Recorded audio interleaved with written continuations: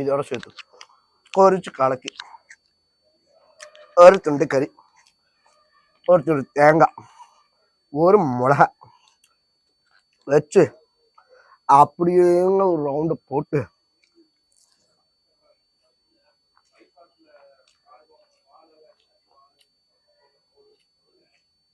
பாப்பா இதுக்கு மேல என்ன வேணும் லைஃப்ல. கேமராமேன் பாவம் இவன் போற போக நம்ம ஒண்ணுமே மிச்சம் வைக்க மாட்டான் போல் இருக்கேன்.